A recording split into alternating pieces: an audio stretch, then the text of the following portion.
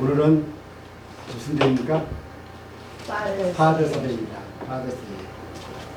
그래서 미국인들은 이날을 살아계신 아버지한테는 빨간 장미를, 그리고 돌아가신 아버지에게는 하얀 장미를 묘소에 갖다 드립니다. 우리에게는 육신적인 아버지와 또 영적으로 소중한 그런 아버지가 계시는데, 육신적인 아버지가 살아계실 때 오늘 모시고 나가서 함께 저녁을 맛있게 드시기를 바랍니다. 자녀들에게 부탁합니다. 예.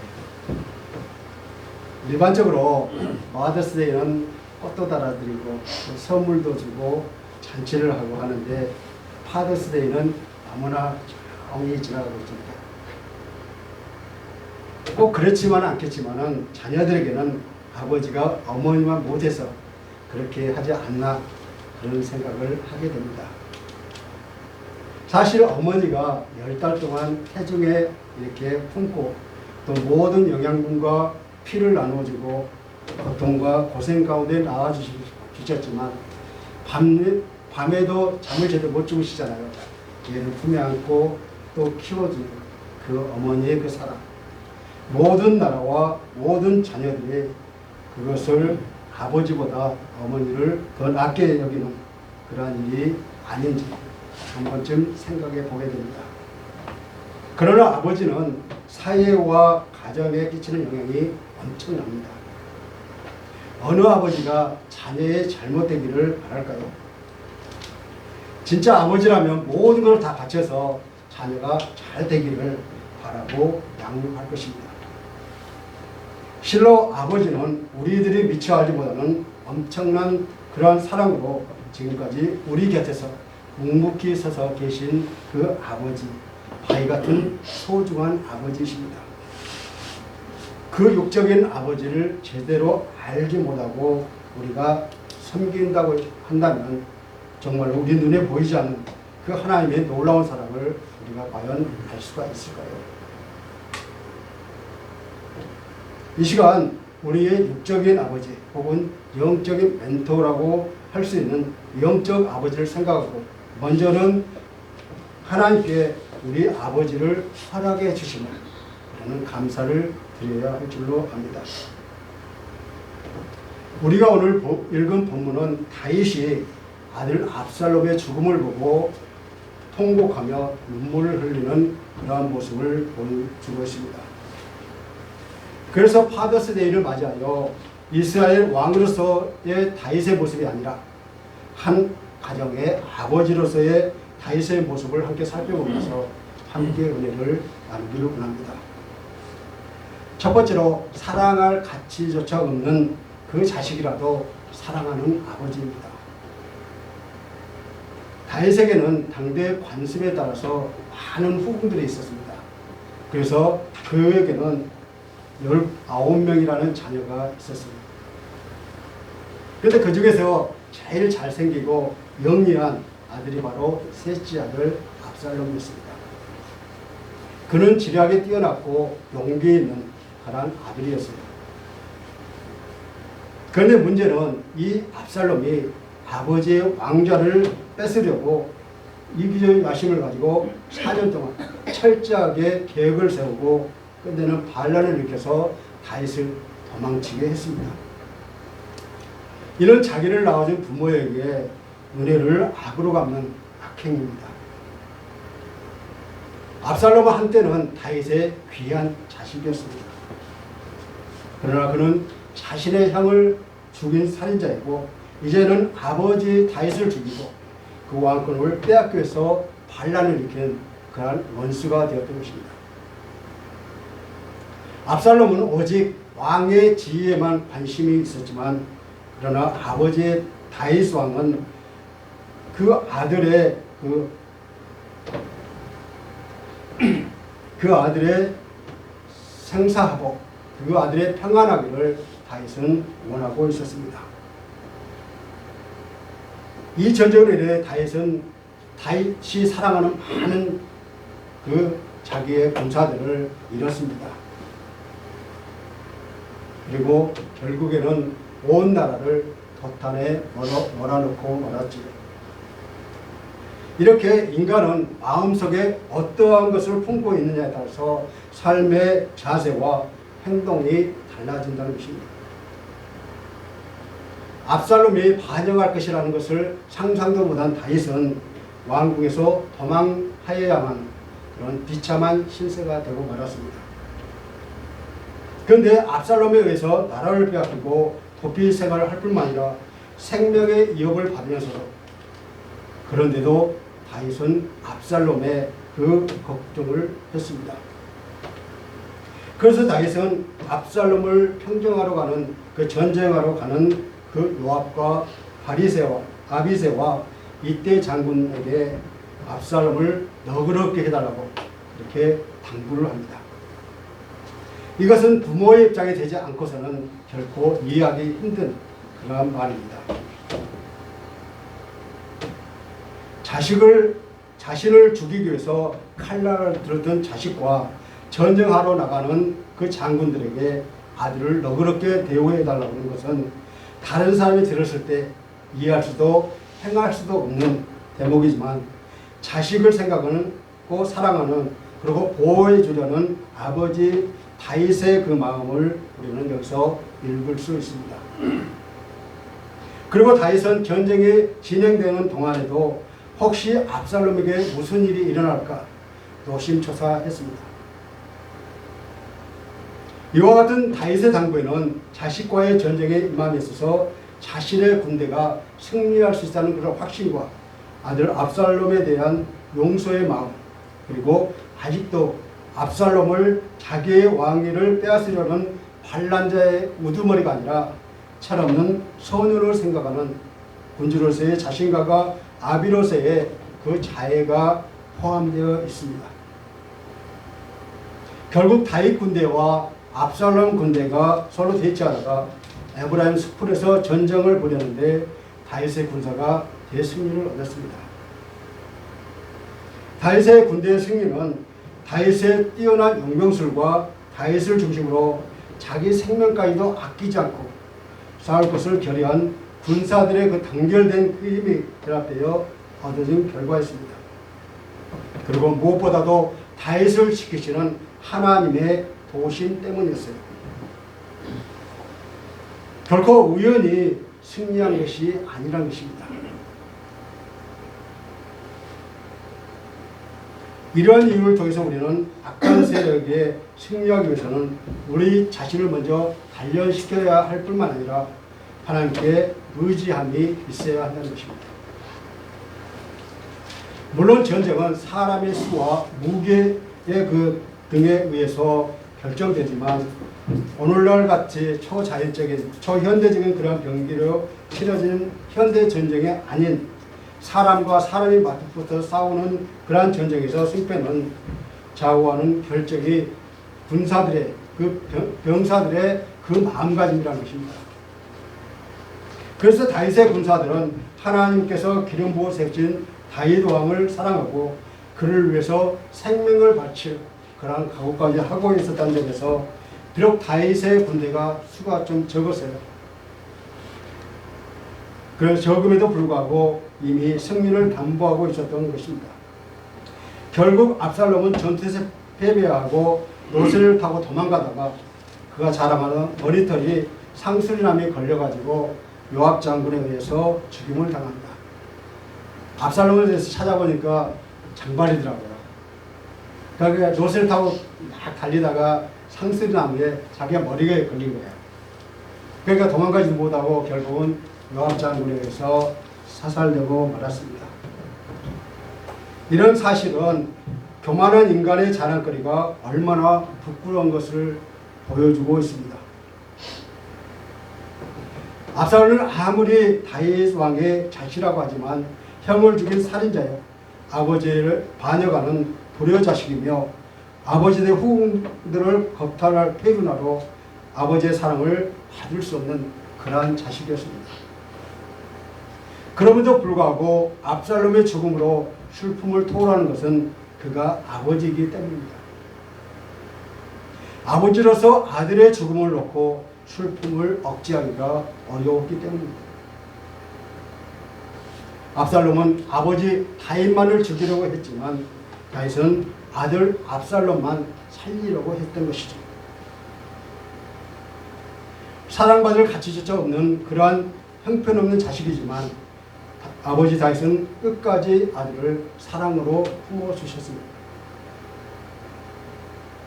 마치 이것이 하나님의 인간을 향해 자비를 베푸시는 것처럼 다윗도 압살롬을 그렇게 자비를 베풀어 주었다는 것입니다.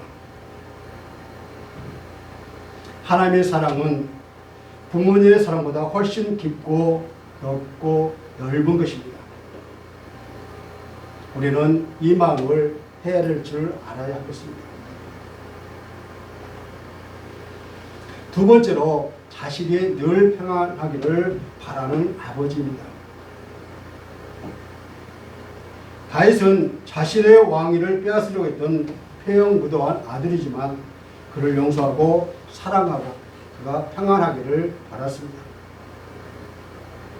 다윗의 신앙과 영웅의 전쟁의 영웅이며 역대의 왕들 중에서 그만한 왕이 없었지만 자식 앞에서는 그저 한 사람의 아버지일 뿐이었습니다.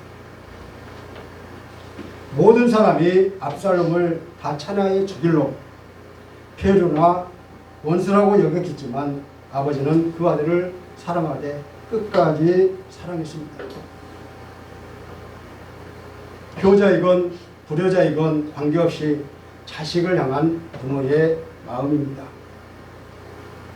부모를 대적한 자식이지만 미워할 수 없는 아버지의 사랑. 부모를 버리고 떠났지만 그 부모는 자녀의 평안을 걱정하는 것입니다. 그래서 다윗은 성문 앞까지 나와서 전쟁의 소식을 초조하게 그렇게 기다리고 있었습니다. 그런데 다윗이 진정 기다리는 결과가 무엇이었을까요? 압살롬 군대와의 전쟁의 승패입니까? 아닙니다. 다윗이 기다린 것은 압살롬의 생사 여부였습니다. 다윗은 아들 압살롬이 아버지를 죽이고 왕위를 차지하려는 폐영무도한 짓을 저질렀지만 그 아들이 제발 죽지 않고 돌아오기만을 고대하고 간절히 소원했습니다. 그래서 다윗은 문 앞에 앉아서 아들이 무사히 돌아오기만을 기다렸던 것입니다.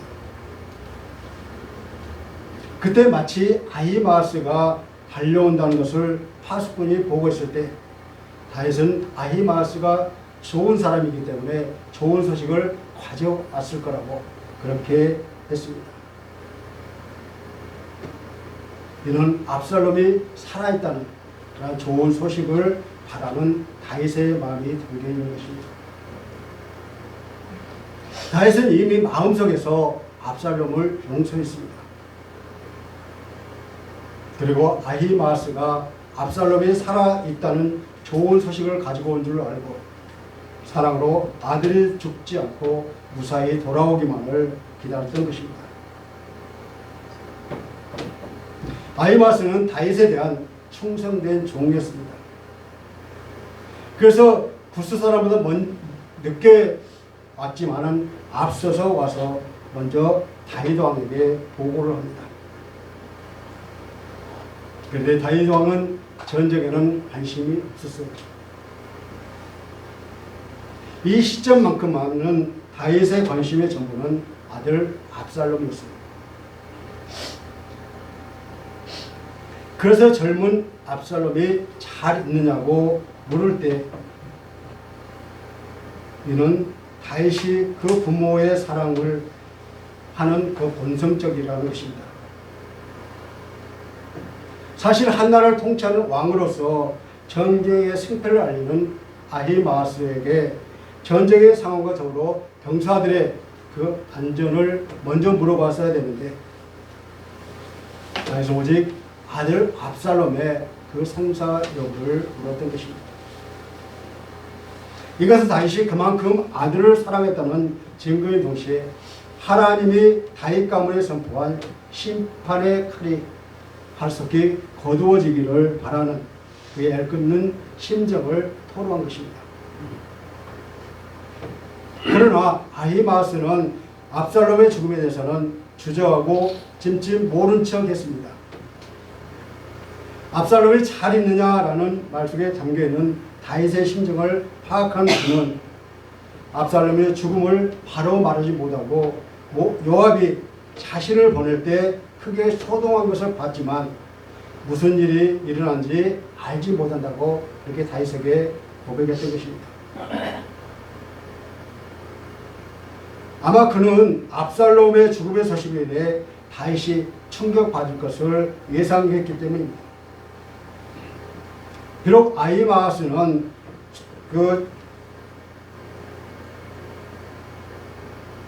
비록 아히마아스의 충성심을 높이 사견을 하나 아무튼 그가 진실로 알리기를 주저하는 데 대해서는 잘못을 지적하지 않을 수가 없는 것입니다. 사실 아히마아스의 염려는 하나님의 공의보다 인간적인 우려를 앞세운 것에 불과했던 것입니다. 결국 이것은 신앙인다운 모습을 저버린 것입니다. 왜냐하면 모든 상황을 초월하여 존재하는 신앙인의 행동 원리이기 때문입니다. 그러므로 우리는 이웃에 대한 사랑과 이해심을 잃지 않는 가운데서 항상 기본적으로 하나님의 뜻과 그분의 공의에 입각해서 우리는 행동해야 합니다. 우리는 여기서 하나님의 사랑을 깨달아야 합니다.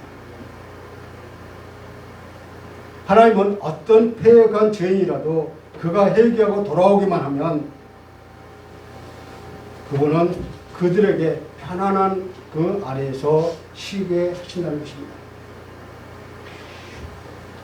세 번째로 자식을 자기 생명보다 권력보다도 앞세우는 아버지입니다.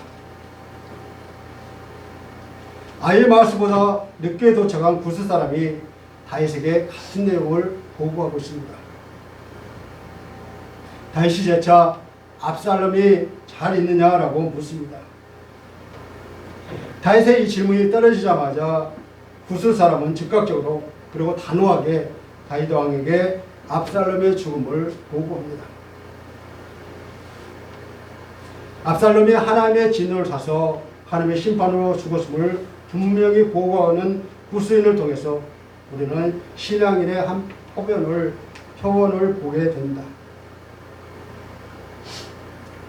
사실 그는 그 보고로 인해 죽을 수도 있었습니다. 왜냐하면 그는 비천한 노예였기 때문이죠. 그럼에도 불구하고 아히마아스처럼 망설이거나 거짓말을 하지 않는 이유는 본문에서 보시다시피 압살롬의 죽음을 하나님이 작정한 가운데서 일어난 한 사건으로 확신했기 때문입니다. 때문에 그는 다윗의 감정은 아랑곳하지 않고 오히려 자연스럽게 그렇게 보호할 수 있었던 것입니다. 오직 하나님의 뜻을 아는 자만이 할 수 있는 그러한 행동이 아니겠습니까? 아무튼 다윗은 압살롬이 전사했다는 소식을 듣자 마음이 심히 아팠습니다. 여기서 마음이 심히 아파라는 의미는 격분하다, 전율하다라는 의미로 어떤 감정을 일으키는 마음의 그 동요를 말하고 있습니다.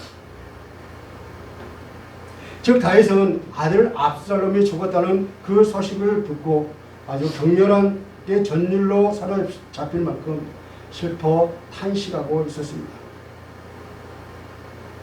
그래서 그는 자세한 상황도 묻지 않은 채 성문 위에 있는 골방에 올라가서 통곡했습니다. 이 아들 때문에 다시 얼마나 쫓겨다녔는지 모릅니다.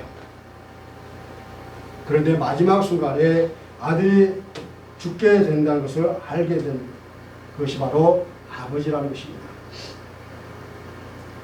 이 아버지가 압살롬이라는 이름을 잃고 애친 소리가 있습니다. 그는 차라리 자기가 압살롬 대신해서 죽었다면 좋았을 것을, 압살롬 내 아들아 내 아들아 하고 아들의 이름을 미친 듯이 불렀습니다.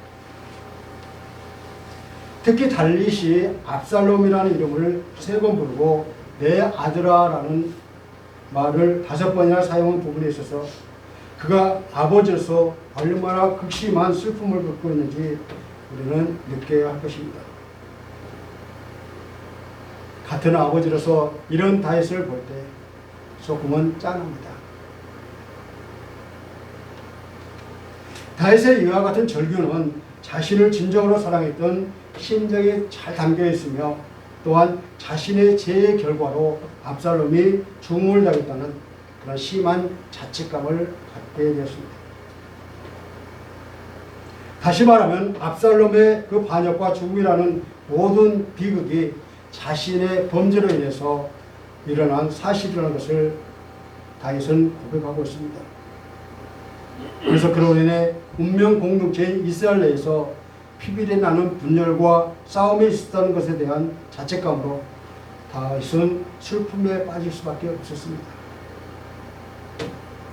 암논을 잃었을 때와는 달리 이제 압살롬을 잊고 보니 칼이 내 집에 영원히 떠나지 아니니라 했던 나단의 말이 생각났습니다. 사실 압살롬의 반역과 그의 죽음의 배경에는 다윗 왕가의 슬픈 가족사가 있습니다. 압살롬은 자신의 누이인 다말을 강간한 암논을 다윗이 징계하지 않자 증오와 분노를 표출했습니다.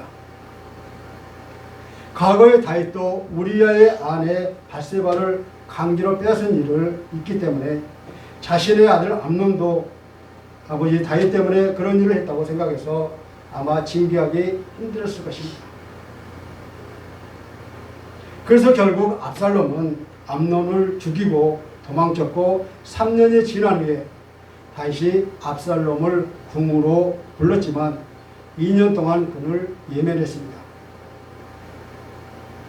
암논에 대한 징계하지 않았던 것과 압살롬을 예면했던 그 모든 일들이 결과적으로 한 가정에 가장했던 다윗의 실수였으며 압살롬이 반란을 일으키게 되는 그런 계기가 됐습니다. 어찌되었든 다윗의 아들 압살롬은 아버지의 나라를 취하려고 반역을 일으켰다가 죽었습니다. 하지만 다윗은 그런 불효한 그런 아들일지라도 그 아들의 죽음을 알고 대성통곡했습니다. 이런 다윗의 모습이 신하의 눈에는 나라와 왕관보다는 자식을 앞세운 것으로 보였을 것입니다. 이것이 바로 부모의 마음입니다. 이런 비통 속에서 압살롬에 대한 두터운 아버지의 사랑이 잘 나타나고 있습니다. 이것이 바로 하나님의 마음입니다. 그런데 다윗의 아들에 대한 애정은 분명히 하나님의 뜻과 반하는 그러한 것이었습니다. 그는 한 아들의 아버지가 되기 이전에 한 나라의 왕이었잖아요. 아들보다 나라를 더 연연했어야 했습니다. 이런 사실은 나라의 공직에 있는 성도로 하여금 사사로운 감정에 치우침없이 공동체 전체와 하나님의 뜻에 따라 처신하라는 그러한 바른 길을 우리에게 깨닫게 해주고 있습니다. 압살롬이 아무리 자신의 아들일지라도 반역자이므로 그에 대한 슬픔을 심정을 속으로 삭히고 정쟁에 참가해서 죽거나 다친 일반 병사들을 더 걱정해 마땅했습니다. 그렇지 못했던 것이 다윗의 후의 정치를 하는데 다소나마 장애가 되었던 것이죠. 사랑하는 성도 여러분, 사랑할 가치조차 없는 그러한 자식이라 할지라도 다윗은 사랑합니다. 언제 어디서나 자식이 늘 평안하기를 바라고 자기 생명보다 세상에 있는 그 무엇보다도 자식을 중하게 여기는 그러한 부모님의 마음입니다. 바로 이런 사랑을 우리는 받고 살아가고 있습니다. 그러므로 우리는 부모님의 마음을 아프게서는 안 되겠습니다. 우리는 부모님의 크신 사랑을 헤아리고 있으십니까? 또한 우리를 자녀 삼아 주신 하나님의 기쁘신 마음도 다 알고 있습니까? 그렇지 못한다면 우리도 또한 압살롬과 같은 불효자라는 것입니다. 또한 여기서 우리는 이와 더불어 하나님의 사랑을 깨달아야 합니다. 하나님은 반복되는 실수와 연약함에도 불구하고 우리를 받아주시고 용서해 주시기 때문입니다. 그렇습니다. 우리를 향하신 하나님의 그 사랑도 불효와 패역을 저지른 압살롬의 안부를 걱정하는 다윗의 사랑과 같이 무조건적이고 끝이 없다는 것입니다. 말씀을 맺겠습니다. 우리는 오늘 본문을 통해서 아들과 그 아들 압살롬이라는 제목으로 함께 은혜를 나눴습니다. 우리는 여기서 자식에 대한 뜨거운 사랑을 가지고 있는 아버지 다윗을 우리가 발견할 수 있습니다. 사실상 아들은 아버지의 생명을 노렸지만 아버지는 그 아들의 안녕만을 원했습니다. 진정 압살롬을 향한 다윗의 마음이 우리 인간을 향한 하나님의 마음인 것을 우리는 깨달아야 된다는 것입니다. 그럴 까닭에 우리 인간들은 하나님을 향해 실수 없는 그런 악을 행하는데 하나님은 계속해서 우리에게 자비를 베풀고 계셨던 것입니다. 이 마음을 헤아리며 내가 받은 하나님의 은혜와 용서와 사랑을 오늘 하루 가족과 함께 나누는 그리고 회복에 있는 아버지의 날이 되시기를 주님의 이름으로 간절히 축원합니다. 혹시 나의 죄와 실수로 인해서 하나님과 소원했던 관계 속에 있지 않은지 잠시 묵상하시겠습니다.